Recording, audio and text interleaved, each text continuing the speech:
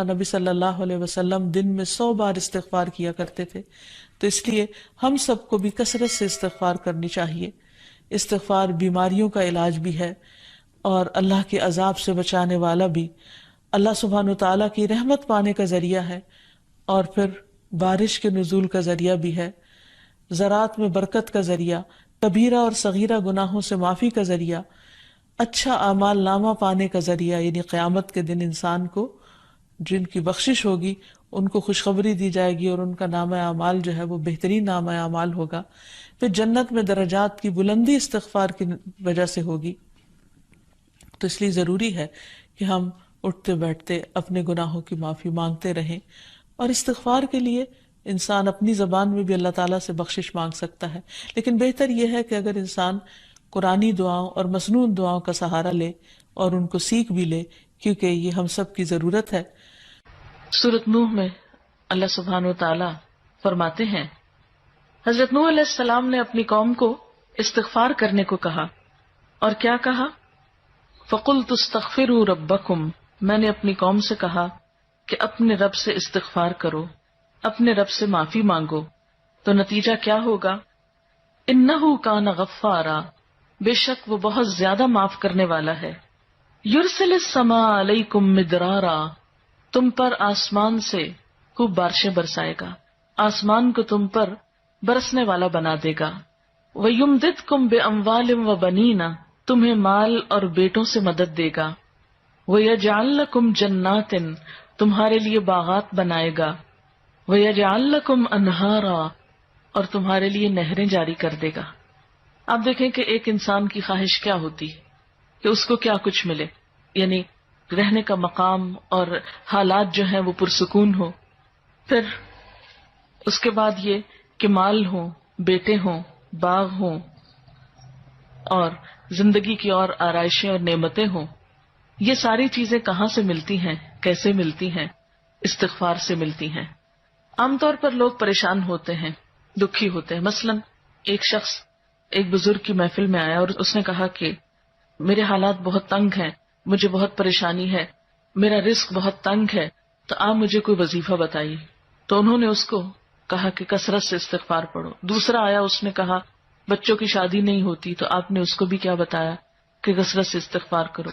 تیسرا آیا تو کہنے لگا کہ بہت قحط سالی ہے، فصلیں اچھی نہیں ہوتی، تو آپ نے اس کو بھی استغفار کا بتایا۔ تو کسی نے ان سے پوچھا کہ بھائی 3 لوگ آپ سے 3 ڈفرنٹ مسئلے لے کر آئے ہیں، اپنی پریشانیاں لے کر آئے ہیں، آپ نے تینوں کو ایک ہی چیز بتائی ہے۔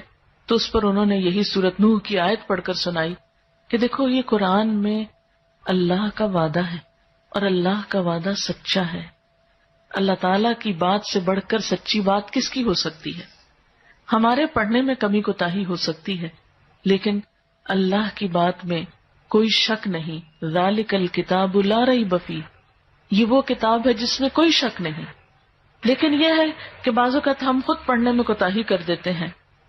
تو جن کا رشتہ نہ ہو رہا ہو وہ بھی، جن کا ہو چکا ہو اور شادی کے پرابلمز ہو وہ بھی، جن کا ہو چکا اور پھر بچے نہ ہو وہ بھی، ان سب کے لیے ایک ہی وظیفہ ہے، اور وہ کیا ہے؟